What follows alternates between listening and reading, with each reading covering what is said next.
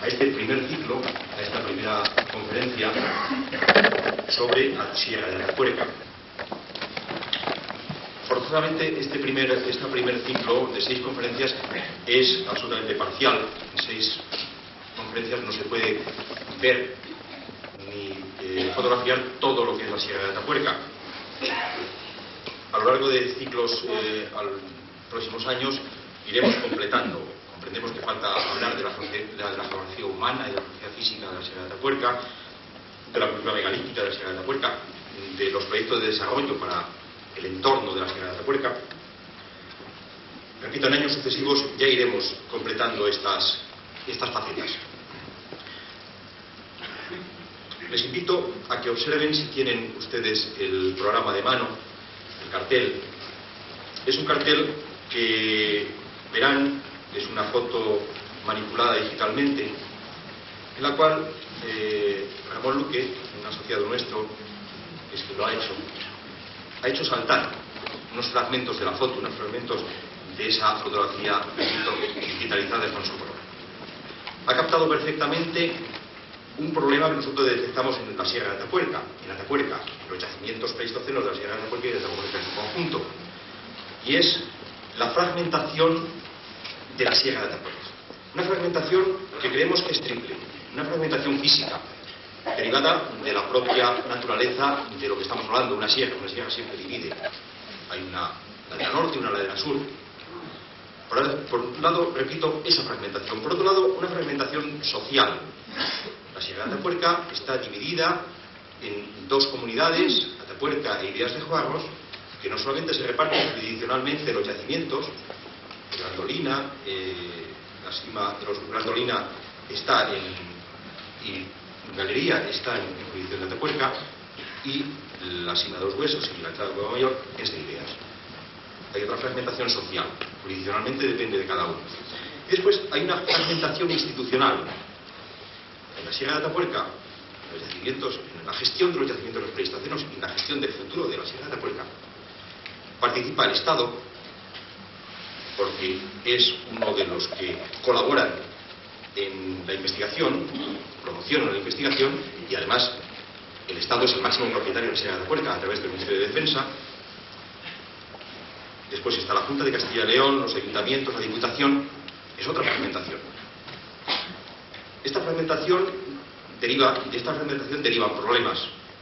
No vamos a entrar ahora en la dinámica de cómo se puede arreglar esto. Simplemente, desde la asociación lo planteamos. Seguramente que en la última conferencia, la de Eduardo Carbonell, pues desde el punto de vista de la asociación podemos dar algunas soluciones a los problemas derivados de la naturaleza de lo que es la Sierra de Atapuerca y de su gestión.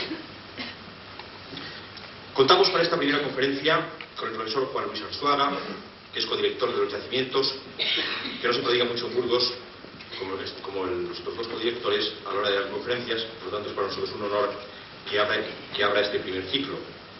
Sobre su extraordinario currículum, poco más que añadir que el que ustedes tienen en el programa.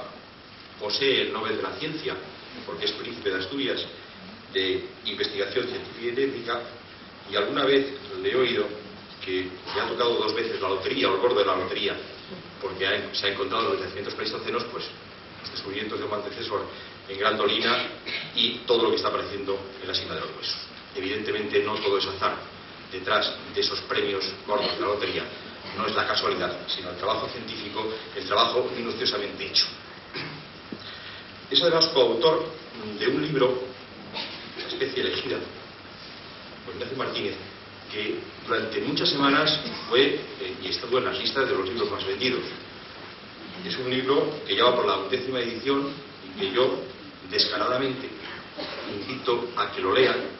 Lo compren, claro, porque es bueno leer y comprar.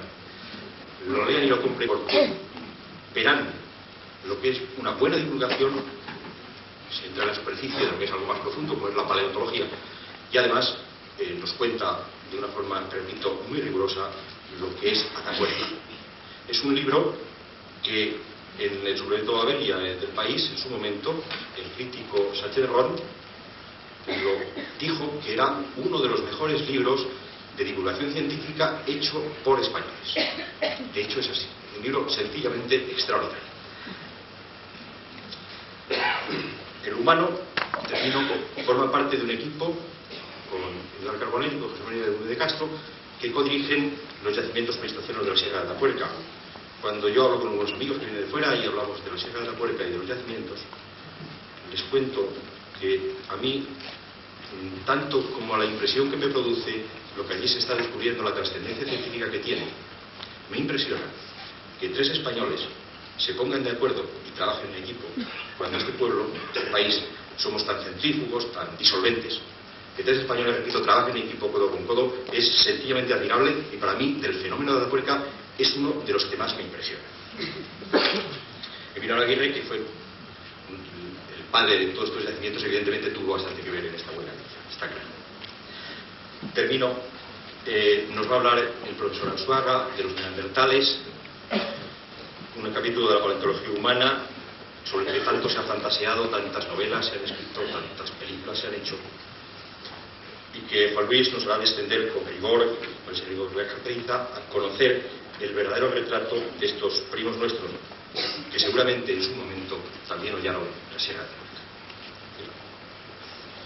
Pues bueno, vamos a empezar con la primera diapositiva, ¿no? Me parece que tenemos que escorrer el telón, o se proyecta sobre el telón. ¿Cómo es eso? Pues yo empiezo con una cuña publicitaria. También al hilo de lo que me impresiona vista tan grande, ¿no? Yo realmente confieso mi fascinación por los de siempre, por los neandertales. Fascinación compartida con mucha gente. Los neandertales son los más populares de todos los fósiles. De hecho, son los fósiles humanos por excelencia. Los neandertales tienen algo que podríamos analizar que los hace pues fascinantes y subyugadores. Y además, los neandertales son los auténticos fósiles europeos y tienen mucho que ver con los descubrimientos que, como iré explicando, se han producido hasta ahora en la Sierra de Atapuerca. Pero como de los fósiles de la Sierra de Atapuerca hemos ya hablado muchas veces, a pesar de lo cual pues sigue siendo interesante esta historia de los descubrimientos de la Sierra de Atapuerca, como todas las buenas historias. Supongo que gusta más y mejora cuantas más veces se cuenta, se lo suele ocurrir con las buenas historias, pero a pesar de eso me ha parecido que procedía cambiar un poco de tema, buscando un pretexto que ahora expondré y pues darme el placer a mí mismo, y espero que también a vosotros, de hablar de estos enigmáticos fósiles humanos contemporáneos que fueron de nuestros bisabuelos, de nuestros antepasados. Casi ni siquiera se les puede considerar fósiles, porque desaparecieron hace tan poco tiempo, en términos de tiempo geológico, que a todos los efectos son actuales. Los neandertales desaparecieron probablemente los últimos, además en la península ibérica, hace menos de 30.000 años, eso no es nada. Cuando los neandertales desaparecieron, se pintaban ya animales en las paredes de las cuevas, o sea que convivieron incluso con las primeras manifestaciones artísticas de los hombres de Cro-Magnon, los primeros pobladores modernos de Europa, de forma que los neandertales son un grupo fósil interesantísimo y que, por otro lado, nosotros tenemos, y de este modo lo enlazo con el tema de este ciclo, que es la Sierra de Atapuerca. Probablemente en la Sierra de Atapuerca tenemos también nosotros información, o podemos encontrar información acerca de los neandertales, como responder a continuación. El año que viene, la campaña que viene de excavaciones, próximo verano, pretendemos acometer la excavación, o al menos la prospección y muestreo de yacimientos de la sierra que están situados a una cota más alta que los que hemos excavado hasta la fecha. Eso hace que al estar situados en una cota más alta de la sierra tengan sedimentos, tengan niveles más modernos que los de los yacimientos hasta la fecha excavados. Es decir, que tengan menos de 200.000 años, que es la edad más o menos aproximada de los niveles más modernos excavados hasta la fecha. Y precisamente hace 200.000 años, o quizá un poco menos o un poco más, es cuando ya los neandertales como tales, con sus características físicas plenamente cristalizadas, pues existen. Y a partir de ese momento se desarrolla su historia, una historia que no hemos documentado todavía en la Sierra de Atapuerca, pero que creemos que se encuentra en la Sierra de Atapuerca también en esos yacimientos como la Cueva del Mirador, que tienen una posición alta en la sierra. Sin ir más lejos, miembros del equipo de Atapuerca, un equipo dirigido por Carlos Díez y por Ana Isabel Ortega, en el que también son los fósiles de neandertales en otro yacimiento burgalés, el yacimiento de Valdegodo, los restos neandertales interesantes y que están ahora en fase de publicación extensa, ¿no? Quiero decir con esto que sin duda los neandertales habitaron lo que hoy en día es la provincia de Burgos y con toda seguridad también la Sierra de Atapuerca, como también lo hicieron los hombres de Cromañón, que incluso pintaron, nos dejaron sus representaciones artísticas en el portalón de la Cueva Mayor en forma de un emblemático caballo, y nosotros tenemos la esperanza de que este drama de la extinción de los neandertales y su sustitución por nuestros antepasados pues se haya desarrollado también en la Sierra de Atapuerca y nosotros encontremos algunos de los datos interesantes a este respecto. Bueno, los neandertales son, como he dicho, una especie humana originada en Europa, en nuestro continente. En términos de zoología, se podría decir que son un endemismo europeo. Su origen está aquí en Europa y precisamente los descubrimientos de la Sierra de Atapuerca nos han permitido establecer muy bien cuáles son sus antecedentes y cómo se gestó esta especie humana, cómo se produjo la evolución de este grupo humano, que, como ya digo, está su evolución restringida a nuestro continente, aunque posteriormente se expandieron, como ya comentaremos, por el Asia más próxima, por el Oriente Próximo y también por el Asia Central, pero su origen es europeo. Son, por lo tanto, fósiles europeos por excelencia.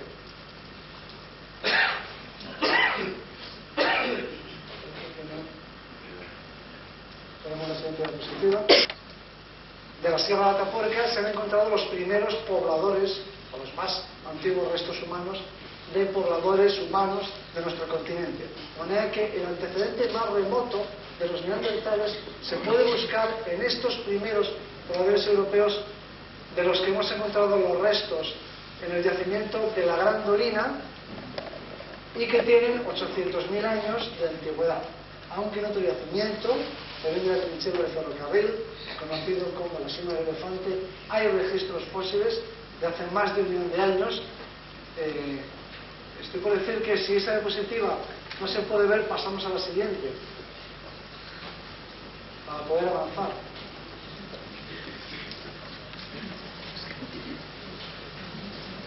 Construcción de uno de los fósiles de la Sima de los Huesos, que se recorta la cabeza contra el fondo de la Sierra de Atapuerca, tal y como, por cierto, nos gustaría que permaneciese siempre en la Sierra de Atapuerca. Es decir, con este aspecto tan idílico que se ve en esta diapositiva, se pueden ver diferentes franjas de vegetación, desde la vegetación del río Arlanzón y los robledales de las terrazas antiguas y de las laderas de la sierra hasta el bosque de encinas y quejigos que cubren la caliza de la propia Sierra de Atapuerca. Estos son los retazos que han quedado de una vegetación que naturalmente era continua y que cubría de un bosque o de diferentes tipos de ecosistemas, mejor, de diferentes tipos de bosque, diferentes franjas de bosques que cubrían todo el paisaje. La mayor parte de estos bosques y de estos árboles han desaparecido por el cultivo desde época realmente muy antigua, prerromana incluso, pero o sin duda prerromana, desde las ocupaciones neolíticas y de la Edad del Bronce, desde los primeros pastores y agricultores que ocupaban la Sierra de Atapuerca hace varios miles de años, pero que se ha acelerado recientemente y que pues ha ido eliminando el bosque sus diferentes franjas, hasta que en la actualidad prácticamente solo quedan algunas manchas de robledal en sitios bastante separados entre sí o próximos al Arlanzón, y luego, muy aislada, queda la vegetación de carrascas, de encinas y de quejigos, que prácticamente como una isla ecológica pues cubre las calizas de la Sierra de Atapuerca, donde el arado no ha podido nunca penetrar. Ahí se han refugiado las encinas y los quejigos, que son los últimos que quedan de aquel bosque que cubrió pues toda la extensión de la cuenca del Duero, que ha ido retrocediendo, pero que ha retrocedido más deprisa en las generaciones más recientes, pero que se debe detener esta degradación y se debe mantener lo posible de la forma más respetuosa que sea compatible con las intervenciones arqueológicas, el ecosistema de los yacimientos de la Sierra de Atapuerca. Bueno, decíamos que el antecedente más remoto de los neandertales hay que, por supuesto, encontrarlo en los primeros pobladores europeos, puesto que los neandertales son, casi si queréis llamarlos así, los últimos europeos, puesto que nosotros seríamos unos inmigrantes venidos a este continente hace relativamente poco tiempo, no más de 40.000 años quizá. De forma que los primeros europeos, representados por la especie de Homo antecessor, serían los antecedentes más remotos de los neandertales. Estos fósiles de la Gran Dolina, los de la especie de Homo antecessor, todavía no son neandertales, pero tampoco son todavía humanos. Ni siquiera son los antepasados de los neandertales exclusivamente, ni tampoco solo los antepasados nuestros. Son unos antepasados comunes a los neandertales y a nosotros, porque son unos recién llegados, estos primeros pobladores europeos, y en Europa su evolución va a conducir hasta los neandertales, mientras que en el continente africano la evolución de esta especie va a dar lugar a nuestra especie. Pero en este momento todavía no podemos decir que son antepasados de los neandertales en sentido zoológico. Bueno, aquí tenemos el fósil más emblemático de la Sierra de Atapuerca y también el más completo del registro fósil de la evolución humana. Este es un icono, este es un fósil, es un fetiche, si queréis, de toda la paleoantropología mundial, porque es el cráneo mejor conservado de un fósil humano que se ha encontrado nunca, incluyendo incluso fósiles muy recientes. No hay ningún fósil de los primeros homínidos africanos o ningún fósil, ni siquiera de los neandertales, que se conserve ningún cráneo fósil que se conserve con tanto detalle y en tan buen estado como se encuentra este archivo famoso y conocido en todo el mundo, cráneo 5 de la Sima de los Huesos. Pero en el día de hoy lo que nos interesa es que aquí tenemos en algunos rasgos sutiles que aprecian los especialistas, vemos ya unos esbozos de lo que va a ser la morfología neandertal. Los fósiles de la Sima de los Huesos tienen 300.000 años, todavía los neandertales como tales no existen aún, todavía no se ha formado ese tipo, esa especie aún no ha aparecido, pero nos encontramos con formas arcaicas de humanos que apuntan en algunos rasgos hacia los neandertales. Ellos naturalmente no lo sabían entonces que iban a dar lugar a los neandertales, pero nosotros retrospectivamente podemos ver que en algunos, como digo, rasgos sutiles, como por ejemplo este espacio situado por detrás de la última muela, donde vamos a encontrar este espacio conocido técnicamente como espacio retromolar, es una marca que nos indica que estos fósiles tienen relación con los neandertales, porque este espacio retromolar solo se encuentra en los neandertales y en estos fósiles anteriores en el tiempo y como los neandertales europeos. Como por lo tanto esta relación que hay entre neandertales y estos fósiles de la Sima de los Huesos del Pleistoceno medio es una relación del tipo antecesor, que serían estas poblaciones, y descendiente, que serían los neandertales.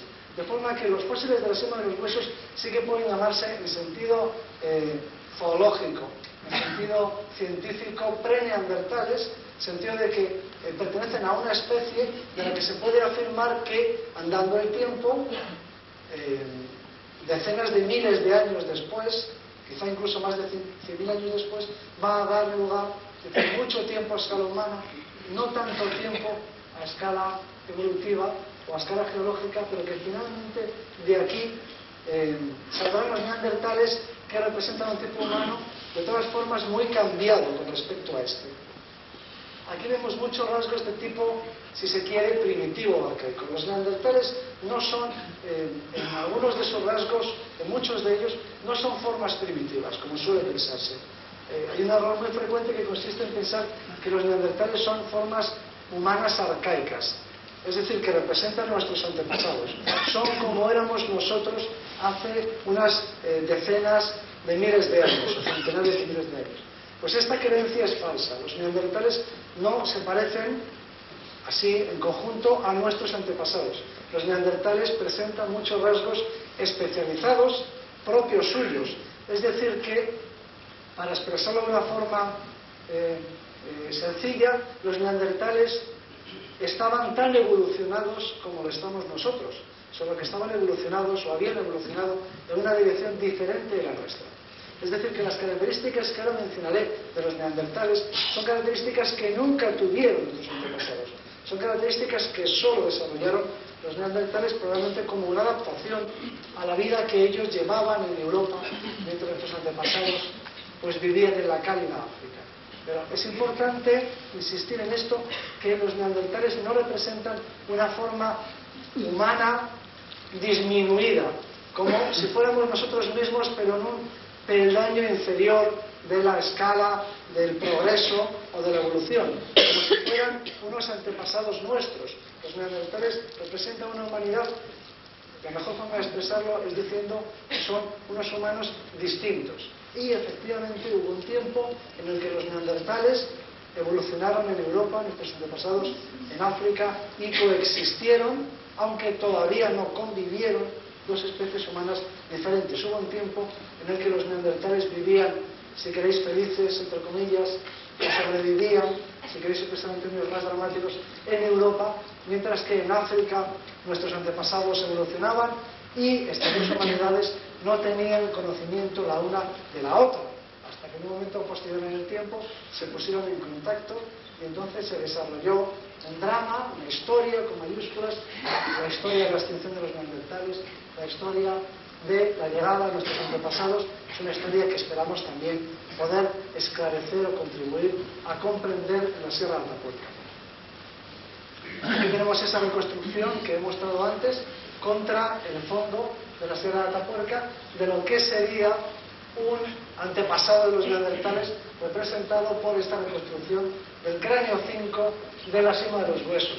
Aunque pueda pareceros primitivo, y los neandertales también puedan daros una imagen, o se les ha representado muchas veces con un aspecto primitivo, eso puede inducir a creer que son muy parecidos, pero en realidad estos anteneandertales o preneandertales técnicamente tienen un nombre específico diferente, Homo heidelbergensis, pero eso no es importante ahora.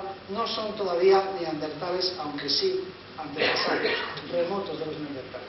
En la cima de los huesos tenemos mucha información acerca de estas poblaciones humanas de hace 300.000 años de la Sierra de Atapuerca, como sabéis, porque en la cima de los huesos se acumularon los cadáveres y por lo tanto se encuentran allí y vamos excavando lentamente los restos esqueléticos de al menos estos 33 individuos que aparecen aquí representados. De manera que la cima de los huesos es un lugar maravilloso en el que poder estudiar casi es como viajar en el tiempo, como encontrarse frente a estas poblaciones humanas de ese tiempo.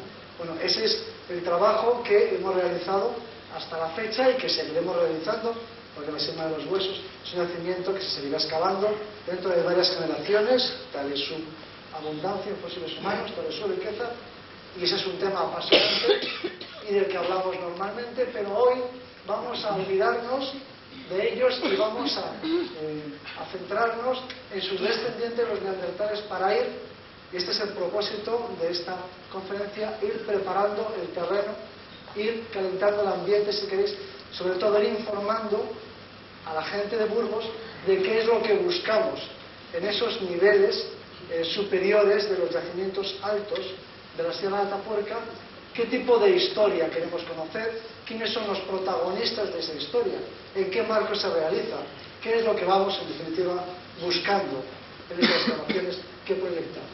Aquí tenemos el fósil que da nombre a los neandertales. Este es el fósil de un yacimiento alemán un yacimiento situado en el valle del río Neandertal, en alemán significa eso. No es el primer Neandertal encontrado históricamente, pero fue el primero que fue reconocido como un tipo humano distinto y por eso dio nombre al grupo. En realidad, antes que este fósil se encontró un Neandertal en Gibraltar y el año pasado celebramos con un congreso allí el 150 aniversario, el siglo y medio del descubrimiento del primer Neandertal, que fue ese de Gibraltar.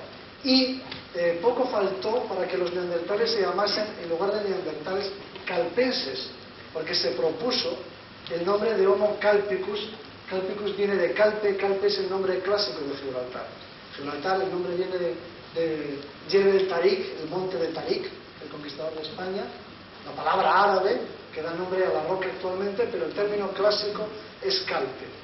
Y por eso se propuso el nombre específico de Homo calpicus, hombre calpense, para este fósil descubierto hace siglo y medio. Pero el nombre no prosperó, no cuajó, y sin embargo se quedaron con este nombre de neandertales derivados de este yacimiento. Pero así entre nosotros podemos, si queréis, llamarlos los calpenses, es un nombre más español o por lo menos más peninsular, para referirnos a los neandertales. Bueno, aquí tenemos unos fósiles del Pleistoceno medio que nos hablan de la época de la siembra de los huesos. Uno de ellos, procedente de Alemania, que está en el mismo, digamos, estado evolutivo que los de la cima. Aquí tenemos uno posterior que ya presenta algunos rasgos de tipo neandertal, que apunta más claramente hacia los neandertales. Esta es una diapositiva simplemente para ilustrar que conocemos razonablemente bien el proceso evolutivo que condujo siempre en Europa hasta los neandertales. Mientras esto ocurría aquí, en nuestro continente, pues la evolución humana en Asia y en África seguía unos derroteros distintos de los europeos. Aquí tenemos unos fósiles posteriores. Estos fósiles tienen 130.000 años. Este de aquí arriba es un fósil procedente de Yugoslavia, mejor dicho, de Croacia, hoy en día, procede de Krapina. Este fósil procede de una localidad llamada Sacopastore, cerca de Roma. Estos fósiles tienen 130.000 años aproximadamente y ya son plenamente neandertales. Podemos ver cómo ha cambiado, el especialista puede reconocer, ahora lo explicaré yo, cómo ha cambiado la morfología desde los fósiles, desde las poblaciones de la cima de los huesos, en un periodo de tiempo prolongado, que son 150.000 años, se han transformado en una cosa diferente, y esa cosa en la que se han convertido son los neandertales, y como podéis ver, ya hace 130.000 años ocupaban todo el continente. Tenemos este fósil italiano, este fósil croata en Europa Oriental, y posiblemente algunos de los fósiles de la península ibérica, incluso este de Valdegogo, al que os he referido, pues tienen una edad no muy distinta. O sea que los neandertales ocupan hace 130.000 años todo el continente. Bueno, aquí tenemos un neandertal clásico. Ahora me voy a referir a los neandertales más famosos, los neandertales que vivieron en Europa hace pues entre 60 y 40.000 años, los llamados neandertales clásicos, como este de un yacimiento también próximo a Roma llamado Monte Circeo, que nos sirve para ver un poco cómo era la morfología, que tengo una imagen donde se puede apreciar mejor cuál es la morfología característica de los neandertales, que es realmente una morfología especializada, una morfología muy peculiar, porque los neandertales evolucionaron, como he dicho, a su aire, de manera aislada, independiente de nosotros, y se convirtieron en una cosa pues muy particular, muy sui generis, del mismo modo que nosotros pues somos una especie muy cambiada respecto a nuestros antepasados. Porque los neandertales también se hicieron muy diferentes, pero en otras cosas. Por ejemplo, los neandertales tenían un cráneo cerebral, esta parte de aquí, la que contiene el cerebro, muy característica por ser muy alargada, de delante a atrás. Exagerando un poco, podríamos decir que se aproxima, su forma o se parece a la de un balón de rugby, porque es una forma muy apepinada. Incluso se proyecta en la parte occipital en un abultamiento que los franceses, los primeros estudiosos de los neandertales, dieron en llamar a este abultamiento chignon, que significa moño en francés. De manera que tienen un moño óseo, una proyección occipital muy marcada. Toda la forma del neurocráneo, del cráneo cerebral, es una forma muy alargada. Eso es muy típico de los neandertales y solo ellos lo tienen. Si miramos en vista posterior unos cuantos esquemas de diferentes fósiles humanos, de diferentes tipos humanos, podemos apreciar que los neandertales, siguiendo con ese paralelismo que he mencionado, tienen una sección, vistos por detrás, que es de tipo redondeada, como si fuera la sección de un balón de rugby, de un melón, si queréis. Y los franceses le dieron a este perfil el nombre de perfil en bomba, en bomb, decían ellos. Como esas bombas, yo cuando pinto en clase, el perfil de los neandertales, le pongo aquí una mecha de todo, para que recuerden que se trata de un perfil redondeado absolutamente en horma posterior, mientras que de lado tiene esa forma característicamente alargada. Eso en cuanto al cráneo cerebral. Vamos a fijarnos un poco en la morfología del esqueleto de la cara, que en los neandertales es muy característica. Este es un neandertal griego y ilustra este aspecto. Los neandertales tienen una cara proyectada hacia adelante, con una cierta forma de cuña, muy especial, muy propia suya. Esta es una reconstrucción de un neandertal, para que os hagáis una idea de cómo serían, con una expresión muy humana, si queréis. Podéis ver aquí que los neandertales pues no son, según se mire, tan diferentes de nosotros físicamente o tan parecidos, según cómo se quiera ver. Esto es como lo de la botella que está medio llena, medio vacía, según se mire. En muchos rasgos son muy distintos de nosotros, en otros rasgos son muy parecidos a nosotros. En cierto modo han seguido una evolución en paralelo con la nuestra. Por ejemplo, los neandertales tenían en promedio un cerebro más grande que el nuestro, es decir, que no se les puede considerar retrasados, por lo menos en términos de tamaño cerebral, ni mucho menos. Sus promedios de capacidad de volumen cerebral son superiores a los de nuestra especie y sin embargo presentan rasgos muy peculiares, como por ejemplo ese apuntamiento facial al que me he referido antes. Los neandertales tenían también, entre otras cosas, unas grandes narices. Su mandíbula no tenía mentón, aunque aquí pues parece insinuarse, pero la mandíbula neandertal es un rasgo primitivo, es una mandíbula sin mentón. Aquí tenéis otra reconstrucción diferente. Se puede reconstruir con bastante rigor la morfología de los neandertales y, francamente, serían más o menos como lo que estoy proyectando ahora. Tendrían este aspecto los neandertales.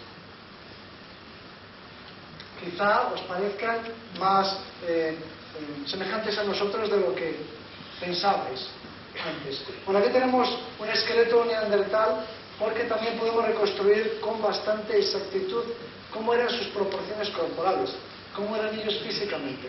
Los neandertales no eran muy altos, pero tampoco eran más bajos que una población rural medieval, por ejemplo, burgalesa. O sea que no eran tan altos como los hombres de Cro-Magnon, que lo siguieron en el tiempo, tampoco eran tan altos como las nuevas generaciones urbanas, ¿no?, españolas o europeas. Pero, sin embargo, no eran tan diferentes, con promedios masculinos pues en torno al 1,70 m, femeninos en torno al 1,60 m, de lo que era lo normal en la península ibérica hasta este estirón que se ha producido después de la guerra. Es decir, que lo que predominaba en ellos no era su corta estatura, en términos relativos, ya digo, con generaciones anteriores a las generaciones modernas y urbanas, pero lo más destacado de su físico era su enorme fortaleza física. Una fortaleza física que no tenía comparación posible, no tenía parangón con ningún forzudo humano moderno. Es decir, que no hay Schwarzenegger que pudiese compararse en fortaleza física a un neandertal normal. Nosotros estamos trabajando en la cima de los huesos, precisamente estamos trabajando en esos aspectos. Próximamente daremos a conocer los resultados, porque la cima de los huesos pese a ser más antigua que los neandertales en 200.000 años, según donde se ponga el periodo de los neandertales, pero siendo considerablemente más antigua, sin embargo, nos ha ofrecido más fósiles que los neandertales posteriores en el tiempo. De manera que podemos saber más cosas de los antepasados de los neandertales gracias a la SEMA en muchos aspectos que de los propios neandertales. Y puedo adelantaros que estamos realmente pasmados ante la fortaleza física de estos europeos anteriores a los hombres de Cromañón, los neandertales y sus antepasados.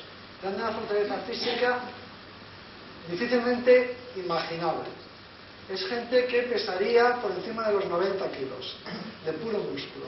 Nosotros solemos decir que si jugasen, no sé, al rugby, por ejemplo, serían una masa de 95 kilos de puro músculo, como serían los neandertales en movimiento, sería simplemente imparable. De una fortaleza física enorme. Yo siempre digo que ante un grupo de 4 o 5 neandertales armados con sus largas lanzas de madera de más de 2 metros, los leones se apartarían. No tengo ninguna duda de eso. Y los osos también. Sin embargo, las reconstrucciones clásicas de los neandertales los ponen muy delgaditos. Este es un buen ejemplo. Es una reconstrucción de uno de los mejores especialistas en reconstruir precisamente fósiles humanos, maternes, quizá el más prestigioso de todos. Y la reconstrucción es muy rigurosa en cuanto a los músculos, la posición de los músculos. La reconstrucción del cráneo es muy exacta. Y la reconstrucción también del cuerpo, en cuanto a que los músculos están puestos en su sitio. Pero evidentemente no tenían estos bracitos los neandertales. Los neandertales tenían una fortaleza física, como ya he dicho, apabullante. Es decir, que lo que vamos a cambiar con estas próximas publicaciones en las que he hecho referencia sobre la sema de los huesos y los neandertales, cuando se los comparamos con los fósiles de la sema, es vamos a enviar la imagen de lo que era un hombre prehistórico europeo anterior a los hombres de Cromañón, de lo que eran los neandertales y sus antepasados que habitaban en la Sierra de Atapuerca, y al cambiar su propia imagen y presentarlos tan fuertes y tan poderosos, tan formidables, creo que también cambiará, o yo al menos así lo creo, cambiará la imagen que tenemos de sus actividades, de su vida. Y eso que dejará de creerse, como algunos piensan, que estos hombres prehistóricos eran débiles criaturas que se alimentaban de bellotas, que sin duda consumían, pero no solo bellotas, sino que también consumían, también sin duda, carroña. Todos los carnívoros lo hacen, pero no serían los últimos en acceder a la carroña, ni tampoco comerían o consumirían solo carroña. Estoy convencido de que esta nueva imagen de estos formidables humanos de hace miles o cientos de miles de años, pues nos obligará a situarlos en los ecosistemas en una posición más elevada en la pirámide trófica, o de los más próximos a los grandes depredadores. Es una predicción que veremos si se confirma. En todo caso, aquí tenemos esa reconstrucción a la que me he referido, que no hace justicia a los neandertales. Otra reconstrucción de la vida, no se ve muy bien, de la vida de los neandertales, que tiene mucha amiga, no me puedo detener mucho a comentarla, pero por ejemplo aquí se les ve curtiendo pieles y utilizando los dientes en ese trabajo. Los neandertales tienen como característica no genética, sino derivada del uso que hacían de los dientes anteriores un gran desgaste. Nos indica que se utilizaban para actividades que no eran exclusivamente alimenticias, de manera que esta es una imagen de una escena familiar de los neandertales.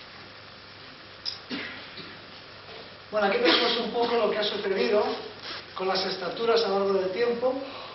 Podemos ver un europeo del Pleistoceno medio, quizá de la sema de los huesos. Lo único que está incorrecto aquí, ya digo, es la complexión física.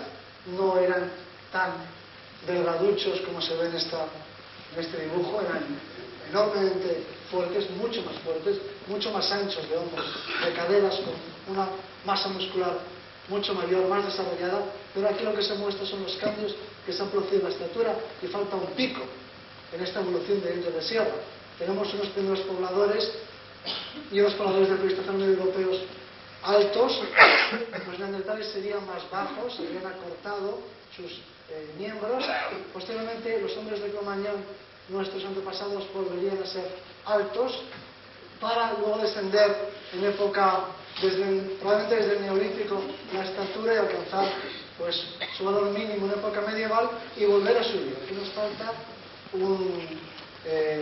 un chico joven de la generación, un alumno mío, por ejemplo, ¿no? Pues, que tendría esta estatura de poder. De manera que estamos, yo suelo decir, que volvemos a ser cromañones. Volvemos a los neandertales. Aquí tenéis un neandertal iraquí, un yacimiento llamado Sonidar, en el que se puede ver ese rasgo, esa característica a la que me he referido antes, de una cara apuntada. Este es un neandertal que sufrió en vida numerosos traumatismos. De hecho, este es el individuo más enfermo de la historia de la paleontología. Tenía toda clase de enfermedades y padecimientos en el esqueleto, y sin embargo sobrevivió muchos años. Eso quiere decir, entre otras cosas, que los neandertales tenían comportamientos, o si queréis, sentimientos, pues muy próximos a los nuestros, de cuidado, de sus enfermos, de sus ancianos, etc. O sea que también, no solamente en lo tecnológico, los neandertales, por otro lado, utilizaban de forma sistemática el fuego, es una tecnología que dominaban, una tecnología lítica también muy elaborada, que compartían con nuestros antepasados, por otro lado. Pero es que además tenían, si lo queréis llamar así, sentimientos muy humanos. O, dicho de otro modo, los humanos modernos no somos los únicos seres con sentimientos humanos. Hay otros humanos que también los tenían. Este es un fósil de un niño neandertal, que lo traigo aquí porque es un niño que murió joven. Lo interesante es que procede de un yacimiento llamado Besiktas, que está en Uzbekistán, cerca de la mítica ciudad de Samarcanda, en la ruta de la seda. Bueno, pues estos dos fósiles nos indican que una vez que los neandertales como tales ya aparecieron en el contexto europeo, ampliaron, es una especie exitosa que amplió su área de distribución, que invadió, si queréis, o que colonizó también el Oriente Próximo. Llegaron hasta Irak, hay fósiles neandertales en Siria, en Israel, y también llegaron por Asia Central hasta Uzbekistán. O sea que los neandertales son una especie originaria de Europa, pero que amplió muchísimo su distribución. Es una especie que tuvo un gran éxito evolutivo. Aquí tenemos un neandertal procedente de un yacimiento israelí, el yacimiento de Kebra, que está allí en Israel. Un esqueleto bastante completo y que, bueno, tiene muchas cosas que decir, pero no podemos detenernos a ver todos los rasgos, porque ahora tenemos que ver otros fósiles también israelíes, pero de un tipo diferente. Lo que tenemos aquí arriba es un neandertal clásico francés, el cráneo de la Ferrasín, que procede de un enterramiento, porque los neandertales enterraban también a sus muertos, como nuestros antepasados, como nosotros mismos. Este es un neandertal, ya digo, francés, y aquí tenemos un neandertal contemporáneo, pero este es israelí. Este es el neandertal del yacimiento de Amud, que, entre otras cosas, es conocido porque es el cráneo con el mayor tamaño cerebral del registro fósil. Este individuo tenía un cerebro que se aproximaba a los 2 kilos de peso. Es decir, que los neandertales también desarrollaron grandes cerebros. Por lo tanto, cabe pensar que también grandes inteligencias. Pero en Israel no solamente se han encontrado neandertales comparables con los neandertales europeos y que nos hablan de que los neandertales invadieron Oriente Próximo, sino que también se han encontrado en Israel hombres de tipo, o cráneos de tipo moderno, es decir, esqueletos cromañones, esqueletos que presentan características muy próximas a las nuestras. Aquí tenemos este cráneo de Amud comparado con el cráneo de otro yacimiento israelí. Este cráneo es neandertal, pero este otro es de tipo humano moderno, un poco arcaico, un poco, si queréis, protocromañón, pero para entendernos, es el cráneo de un cromañón que también vivió en Israel. Este procede de un yacimiento que se llama Skul. Bueno, pues aquí podéis comparar los dos cráneos, también se pueden ver por abajo, hay grandes diferencias que los especialistas pues reconocen, no me detengo en ellas, pero hay diferencias muy marcadas entre los dos tipos humanos. ¿Convivieron los neandertales y los humanos modernos? Es decir, los neandertales y los cromañones en Israel. ¿Cómo se llevaron? Bueno, de nuevo tenemos aquí arriba representado, visto de lado, este cráneo neandertal, el del cerebro grande, el del yacimiento de Amud, comparado con este otro cráneo, el de Skhul, de un hombre de tipo moderno. ¿Eran contemporáneos? ¿Fueron los neandertales anteriores a los hombres de Cromañón en Palestina? ¿O bien al revés, los cromañones llegaron a Palestina antes? Bueno, pues este es un tema de acalorado debate. En Israel hay varios yacimientos, de hecho hay 2 yacimientos que han proporcionado fósiles humanos de tipo moderno. Este es otro. Este fósil procede de un yacimiento israelí que se llama Capse, comparado de nuevo con el cráneo de Amud. Es decir, hay en Israel cráneos de cromañones o de protocromañones y también de otros yacimientos próximos, inmediatos, separados a veces por unos pocos cientos de metros. Nos encontramos con cuevas que contienen fósiles de tipo moderno. ¿Cómo se explica este misterio? Bueno, pues aquí tenemos una escala temporal, no me voy a detener mucho en ella, pero lo importante es que ahora, con las nuevas técnicas de datación, hemos llegado a una sorprendente conclusión, inesperada por completo. En la zona de Palestina, los hombres de Cromañón fueron sustituidos por los neandertales. Es decir, que primero llegaron los hombres de Cromañón hace unos 100.000 años procedentes de África, porque fue allí donde se originaron, y posteriormente, hace quizá 80.000 o 60.000 años, los hombres de Cromañón fueron reemplazados o sustituidos sobre el terreno, en esa región del Oriente Próximo, por unos neandertales venidos de Europa. O sea que lo que sucedió ahí es que los hombres de Cromañón fueron reemplazados por los hombres de Neandertal, que por tanto no eran tan inferiores como suele pensarse. Ahora bien, hace aproximadamente 50.000 años la situación dio completamente la vuelta. Reaparecieron en Israel los hombres de Cromañón que volvieron desde África. Recapitulando, hace 100.000 años los hombres de Cromañón salieron de África y poblaron Palestina. Hace unos 80.000 años los neandertales salieron de Europa y ocuparon Palestina y sustituyeron allí a los hombres de Cromañón. Y hace unos 50.000 años volvieron de África los hombres de Cromañón, reemplazaron a los neandertales en Palestina y esta vez ya no hubo quien los detuviera. Llegaron hasta Australia. En Australia estaban ya los hombres de tipo moderno hace por lo menos 40.000, si no 50.000 años, y se presentaron hace unos 40.000 años por lo menos en Europa. ¿Y qué ocurrió? Pues que aquí en Europa se encontraron con los hombres de Neandertal. Y aquí los tenemos frente a frente. Este es un Neandertal, al que nos hemos referido, Neandertal de la Zarrasí, y al lado, precisamente, el fósil que da nombre a los hombres de Cromañón, el fósil procedente del yacimiento de Cromañón. Estos humanos de características modernas, que en último término venían de África, que sustituyeron a los neandertales en Israel, se presentaban en Europa, se encontraron con los neandertales y también los sustituyeron aquí. Este es nuestro continente. En las épocas frías es un continente ocupado en gran parte por el hielo, como podéis ver aquí. No estamos hablando de una cuarta de nieve, ni siquiera estamos hablando de un frío burgalés. Me estoy refiriendo a una capa, un manto de hielo de 2 kilómetros de potencia por encima de lo que hoy es Edimburgo, 2 kilómetros de hielo encima de Edimburgo. Me estoy refiriendo a capas de hielo que en los momentos de más de 1 kilómetro de potencia que avanzaron y dejaban atrás Berlín y llegaron hasta Kiev, por ejemplo. Es decir, me estoy refiriendo a grandes acumulaciones de hielo en los Alpes, en los Pirineos. Hubo fenómenos de glaciarismo no lejos de aquí, en la Sierra de la Demanda. Es decir, que son épocas realmente muy frías. Pues bien, los hombres de Cromañón se presentan en Europa hace 40.000 años, al menos, antes de que se produzca la última ola de frío, pero cuando ya se empieza a deteriorar el clima europeo, y como digo, se enfrentan o se encuentran con los hombres de Cromañón.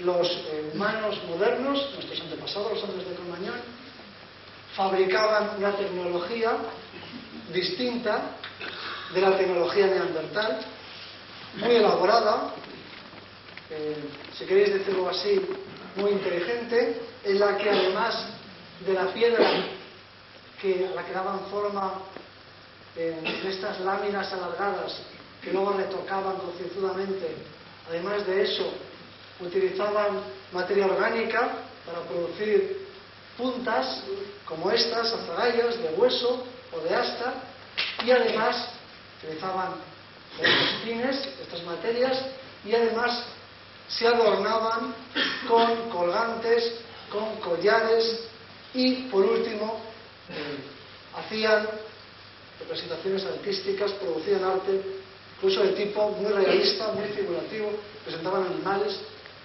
y tenían un comportamiento nunca antes visto. Aquí tenemos un neandertal clásico y abajo un neandertal también de características morfológicas clásicas, pero que es uno de los últimos neandertales del continente europeo. Ya he dicho que los hombres de Cro-Magnon hacen su entrada hace al menos 40.000 años. Ya hay probablemente hombres de Cro-Magnon en la cornisa cantábrica hace 40.000 años, quizá todavía no en Burgos.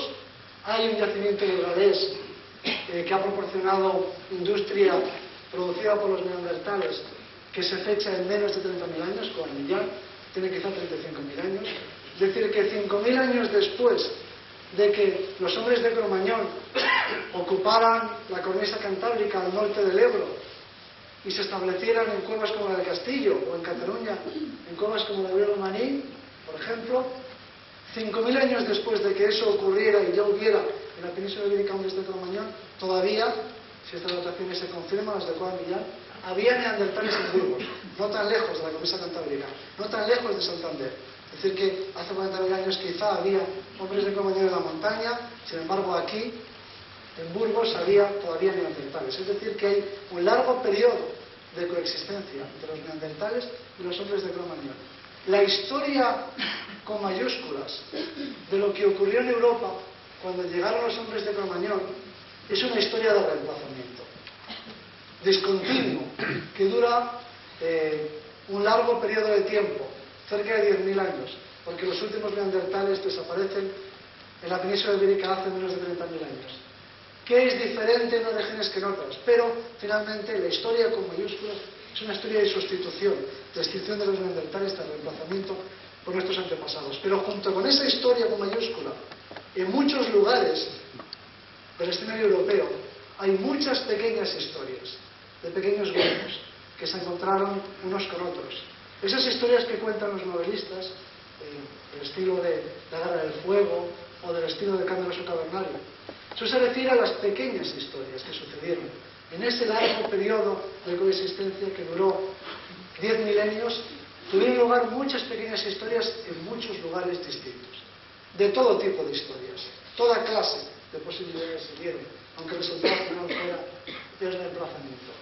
Y de la Sierra de Atapuerca, es un lugar en el que se podrá estudiar la provincia de Burgos, Castilla y León, en su conjunto la península ibérica, en un sentido más amplio, en el que se podrá estudiar y será fascinante conocer tanto la gran historia de reemplazamiento de una especie por otra, como las muchas pequeñas, fascinantes, evocadoras historias que en cada uno de los lugares se fueron produciendo. Lo que sucedió, por ejemplo, en Coamillán, lo que sucedió en Valgoba, lo que sucedió en la Sierra de Atapuerca. Aquí tenemos este neandertal del yacimiento francés de Saint-Césaire. Es un neandertal que tiene 35.000 años.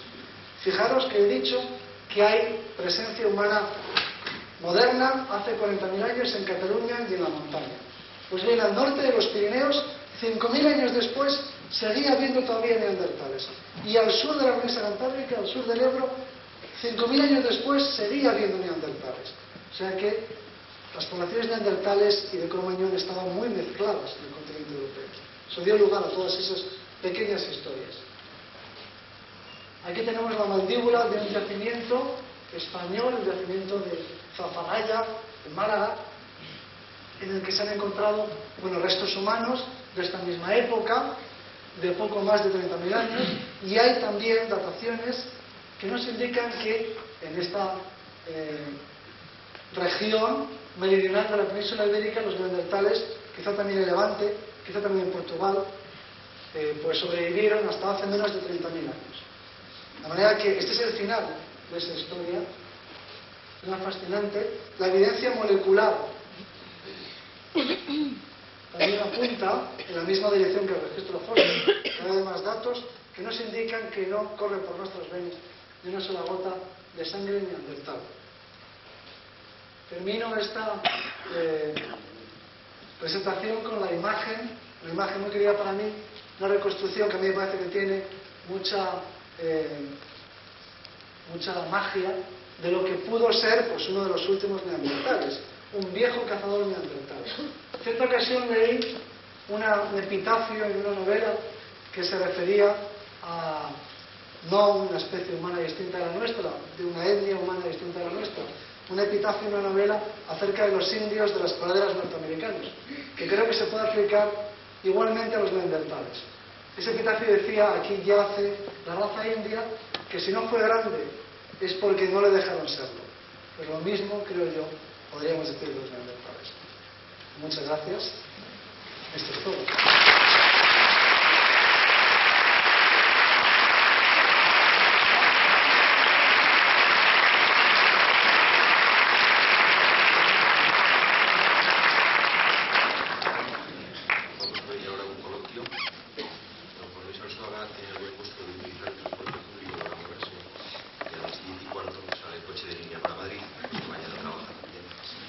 Por eso tenemos media hora escasa de coloquio.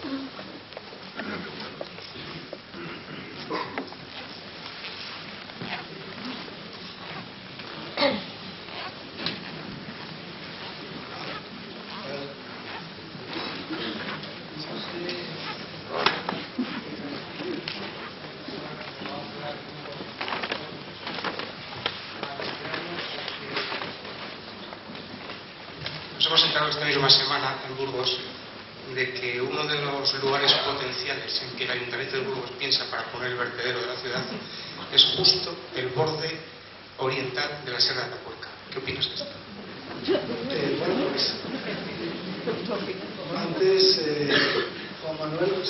José Manuel decía que no he podido en Burgos, no es cierto, que no he menudo para empezar. Viene varias veces, pero en todo caso cada vez que vengo recibo una sorpresa de este tipo. Yo creo que hay lugares que no deberían ni siquiera considerarse ni como hipótesis. La Sierra de Atapuerca y su entorno es uno de esos. Es decir, que no se puede hacer un tipo de actuación de ese tipo,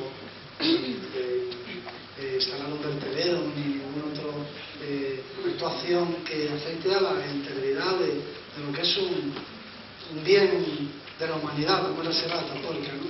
Yo insisto en que la Sierra de Atapuerca, los yacimientos de la Sierra de Atapuerca no tienen sentido si no es integrados en su medio natural.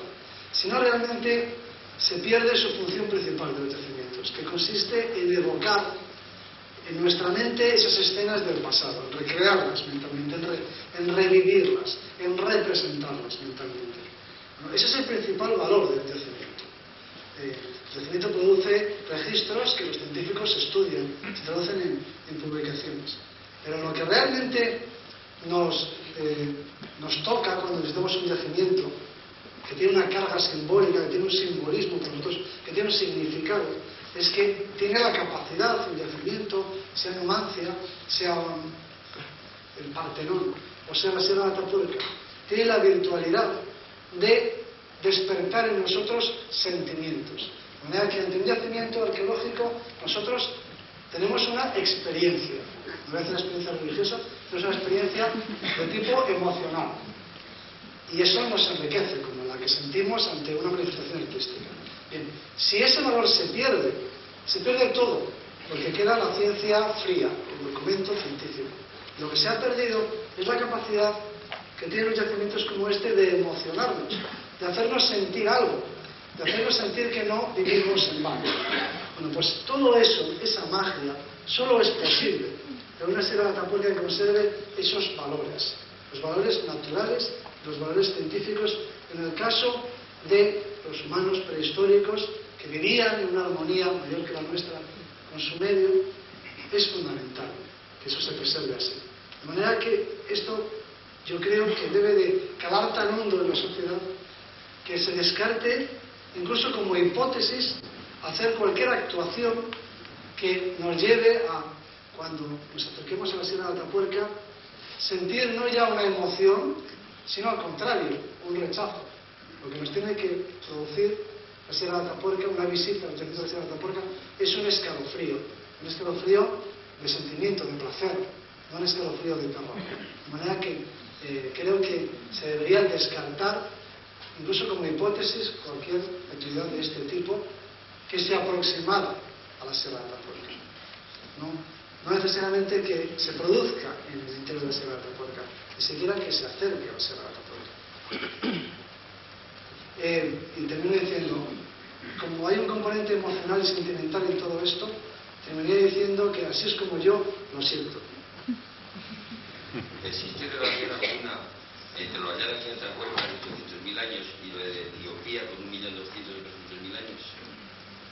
Sí.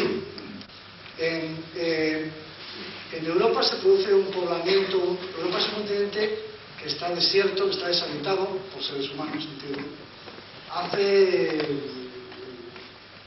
Sabemos que hace más de 2 millones de años y no sabemos cuánto más de 1 millón de años.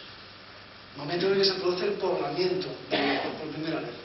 Antes de ese poblamiento, pues no hay historia humana en Europa. La historia se desarrolla, en primer término, en los orígenes de la evolución humana en África. Y luego, posteriormente, en Asia y en Europa. No sabemos si en Asia antes y luego en Europa. Hay fósiles humanos en Asia anteriores a estos primeros de la Gran Orilla. Es posible que las tierras meridionales, tropicales de Asia, fueran pobladas antes por los seres humanos que estas más inhóspitas y frías tierras europeas. O sea que es posible que el poblamiento humano de Asia precediera al europeo. Pero antes de que se produjera el poblamiento de Europa, pues simplemente no hay historia en Europa. No hay historia humana, hay historia animal.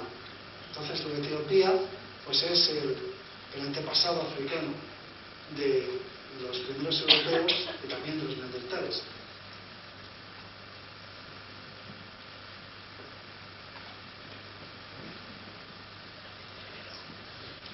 Estamos seguros que durante esos días de tanto tiempo cerca de los neandertales y los Cro-Magnons, que no había ninguna mezcla entre los dos. Me remito a lo que he dicho en la conferencia. Hay la gran historia y la pequeña historia. Como diría Unamuno, la intrahistoria. La gran historia es del reemplazamiento. De eso no hay ninguna duda. O sea que nosotros no llevamos en nuestros genes ninguno que sea de origen neandertal. Eso en la escala macroevolutiva, si le queréis llamar así. Ahora bien, sin duda, yo estoy convencido de que hubo muchas pequeñas historias. Es decir, que puede que hubiera mezcla en un lugar concreto, en un momento determinado. Hubo de todo. En 10.000 años de convivencia entre neandertales y humanos modernos tuvo que haber absolutamente de todo. El resultado final es que los neandertales no han dejado descendencia y yo soy el primero que me encantaría llevar en su sangre neandertal, pero me temo que no es así.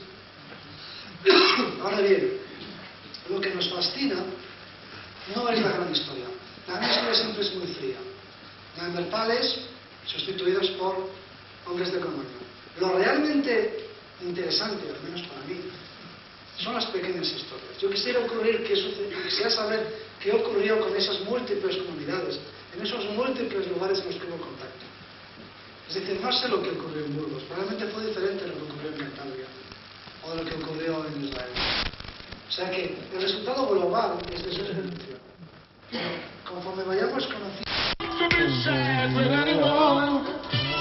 Oye, si acostarme contigo terminara con el hambre en el mundo, las enfermedades y la guerra, o si trajera un nuevo siglo de las luces, ni aún así... demasiado. ¿No te lo han dicho?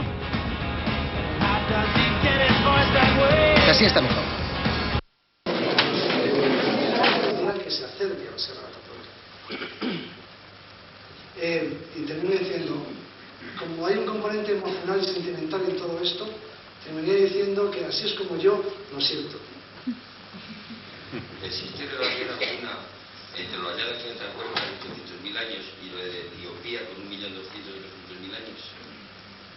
Sí.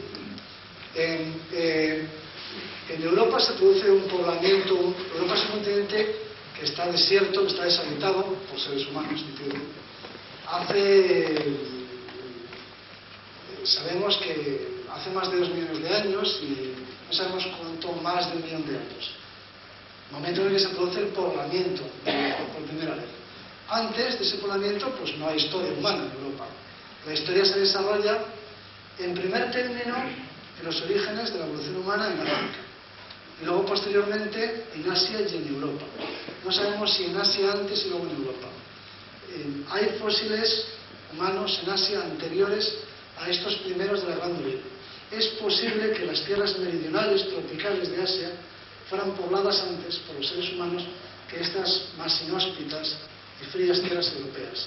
O sea que es posible que el poblamiento humano de Asia precediera al europeo.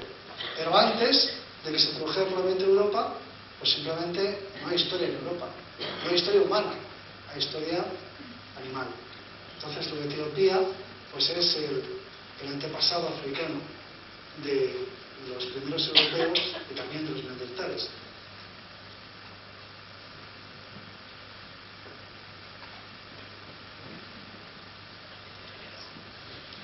Estamos seguros que durante ese 10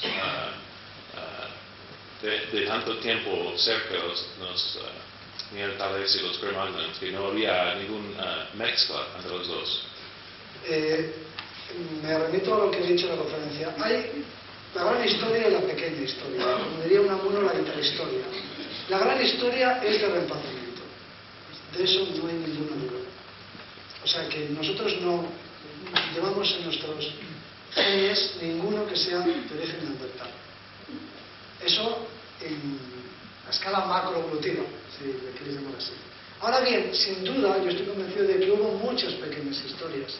Es decir, que puede que hubiera mezcla en un lugar concreto, en un momento determinado. Hubo de todo. 10.000 años de convivencia entre neandertales y humanos modernos tuvo que haber absolutamente de todo.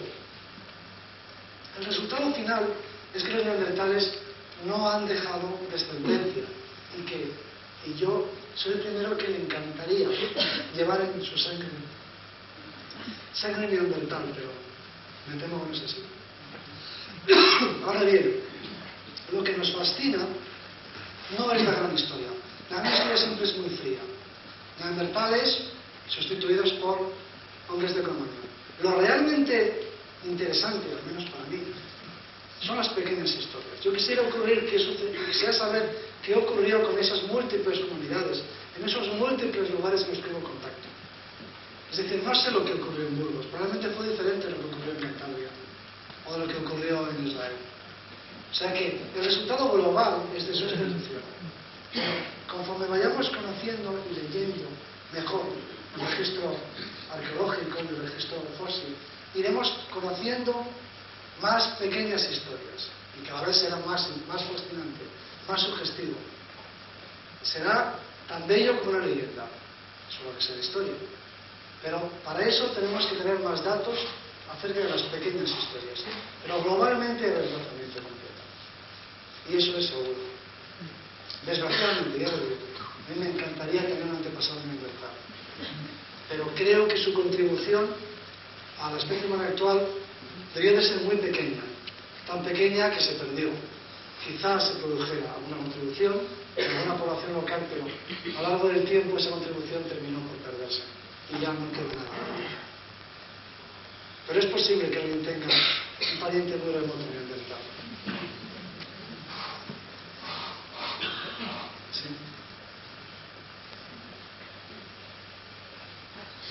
A ver, una pregunta así.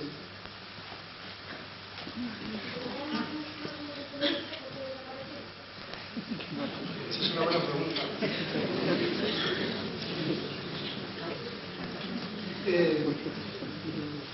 Eso es una buena pregunta por lo que he comentado antes. La historia grande, la historia con mayúsculas, solamente nos cuenta lo que ha ocurrido, pero no podemos entender el porqué de la historia de la historia con mayúsculas te dice que los romanos derrotaron a los cartagineses. El resultado. Ahora, necesitamos saber más de las pequeñas historias para ver esas pequeñas...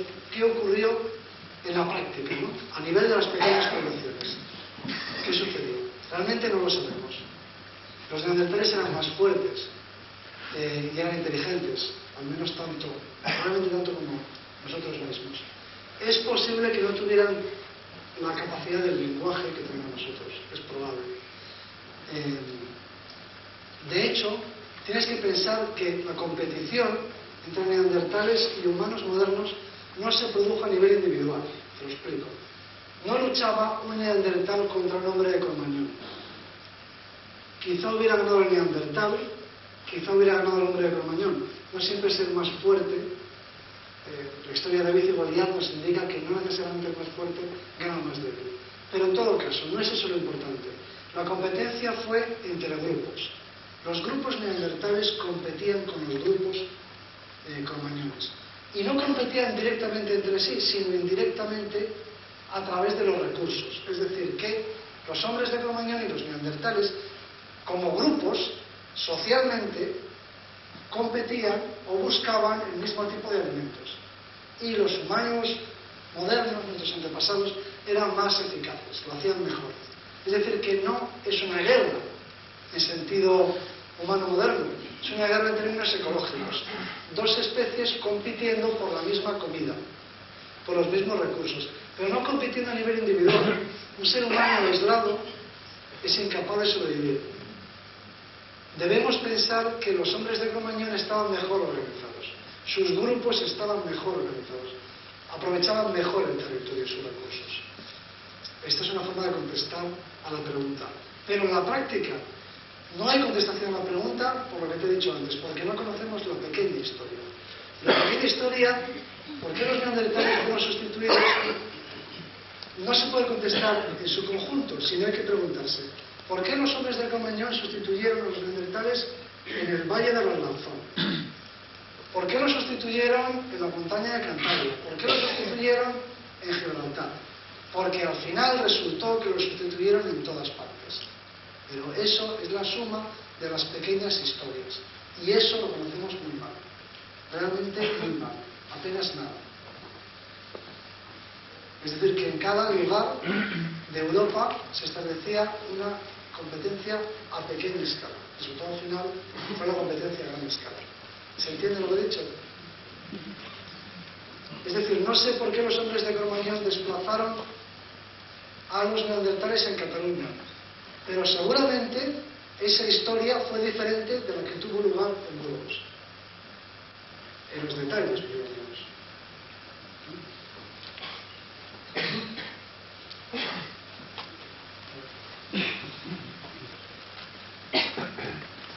¿En qué momento estos grupos de homínidos dejaron de ser caníbales?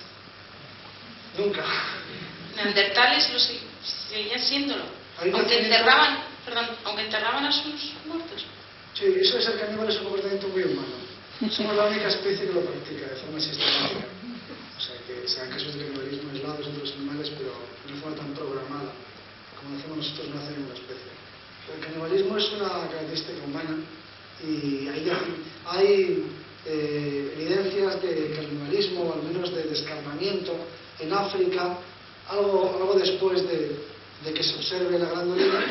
Hay un yacimiento al que me he referido, un yacimiento croata que se llama Krapina, en el que probablemente también se dio un caso de antropofagia a cierta escala, y bueno, eso no ha dejado nunca de existir esa práctica. Es una práctica esporádica, nunca ha sido una actividad de tipo pues muy constante, continua, una fuente de calorías, ¿no? los seres humanos, por muchas razones.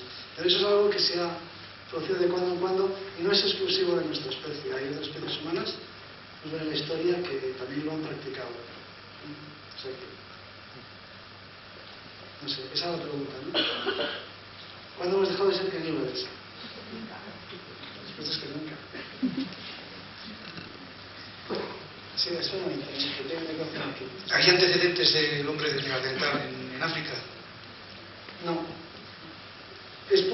que llegaran a África. No se encontró, no hay muchos fósiles. La industria musteriense que los neandertales desarrollaron en Europa también se encuentra en el Oriente Próximo y también en el norte de África, en la zona de Libia y Egipto. Podría haber sido fabricado por neandertales, pero parece que no. Y de hecho hay monos modernos que hacen esa tecnología, los de Israel comparten ese mismo tipo de industria, y en principio no se han encontrado humanos neandertales en el norte de África. Es teóricamente posible que pasara al norte de África, ¿no? Pues llegaron hasta Israel y se puede pasar a través del paraíso del Sinaí, o sea que podrían encontrarse neandertales en Egipto, no es descartable. Hasta la fecha no se han encontrado, es algo que podría ocurrir. A ver, Carlos tenía una pregunta. Sí, yo pasé el micrófono. Quería que me dieras tu opinión sobre otras dos posibles causas que se han manejado en la literatura. Por un lado, y que ahora está muy de moda con el SIDA a través de los chimpancés, sí, algunos han postulado que una determinada especie llevara consigo una determinada enfermedad para la cual otra especie no estuviera preparada, etcétera, etcétera. Y como segunda posibilidad también se ha manejado no tanto un factor externo, es decir, viene un nuevo grupo con todo lo que lleva aparejado, sino que hubiera algo intrínseco dentro de los propios grupos neandertales que fueran o que estuvieran abocados a la extinción. Y se habla de un modelo de vida y de reproducción que estaba condenado, por así decir, al fracaso, en el sentido de que eran grupos tan estables demográficamente con el medio, que en un momento determinado cambios X, no tienen por qué ser de otro grupo humano, llevaran aparejado la extinción de ese grupo que estaba en permanente, digamos, equilibrio. Sí. Pero todo lo está. Yo no creo. Esos dos aspectos, vamos. Yo pienso que aquí hay un caso de reemplazamiento clarísimo. He de decir a todo esto que eso pasa todos los días en la naturaleza. Puede que gente no lo sepa, pero el reemplazamiento de una especie evolucionada en un lugar determinado por otra especie que viene de fuera es algo que ocurre todos los días en la naturaleza.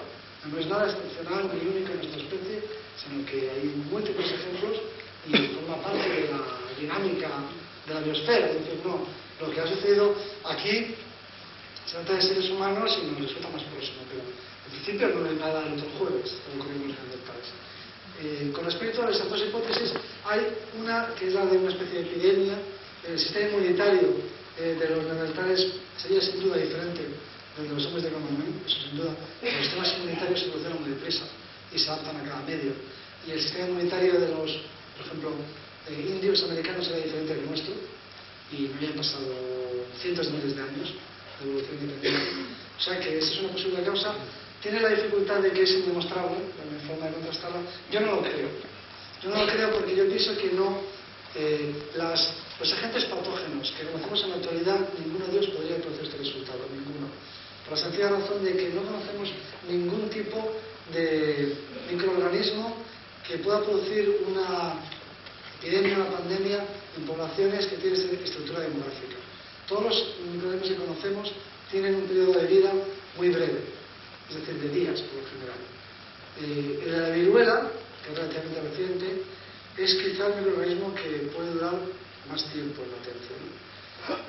Incluso con la viruela no es posible defender un modelo de extinción por este tipo de enfermedades, porque estos agentes mueren a los pocos días y por lo tanto tiene que haber una continuidad de población que haga que se transmitan. Si no, en grupos demográficos muy dispersos no se ha conseguido, se ha intentado modelizar.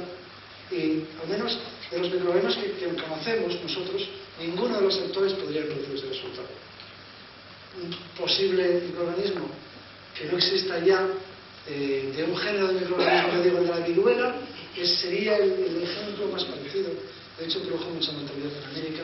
Es un microorganismo, es un virus que tiene un periodo de latencia largo, ¿no? Pero quitando, incluso con la viruela, no se puede sostener, no salen las cuentas. Yo descarto esa posibilidad epidémica. Y yo no veo en los neandertales ninguna... Es más, a mí me parece un grupo muy exitoso y, bueno, que no hay no se aprecia ningún síntoma de declive, ¿no?, en las poblaciones neandertales, como para pensar que un cambio, por ejemplo, climático se está afectando. Se han dicho cosas muy peregrinas. Pasa que los neandertales dan para hablar durante años. Y si a eso se une que son un grupo favorito, pues ya no terminaría nunca. Pero, por ejemplo, una de las cosas que se ha barajado es que tienen dificultades para el parto. Y esa hipótesis estaba basada en una pelvis que he enseñado en una diapositiva, la de Kébara, puesto antes una diapositiva, de un esqueleto mejor preservado que tiene una pelvis. Entonces esa pelvis tiene un grado del parto muy reducido. Y se decía que tenían grandes dificultades para parir las mujeres neandertales, entonces era una causa de su extinción.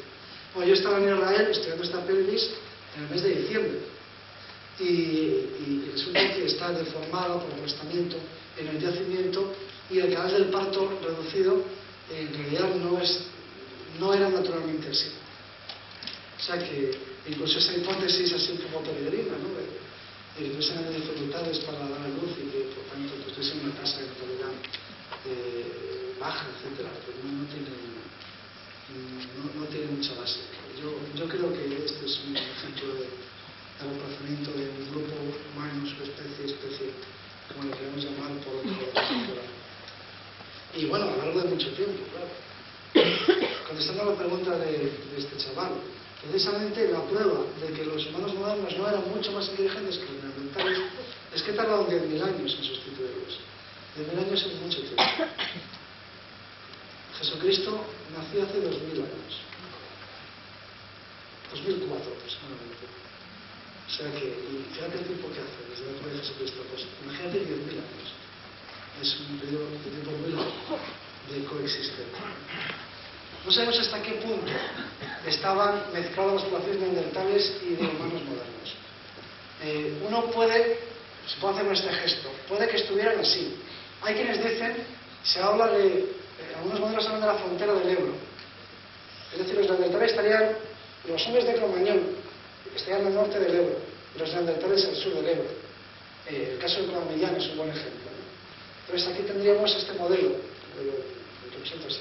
Pero yo creo que no, yo creo que el auténtico modelo es este. Están totalmente mezclados por los dos.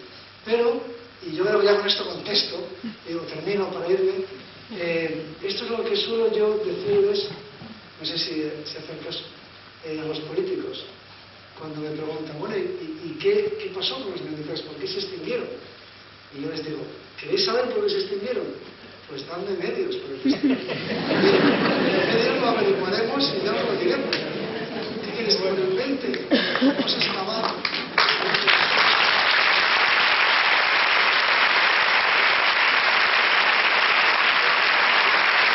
Venga, por aquí. ¿Sí que vienen? Sí. ¿Ana? Va, Ana.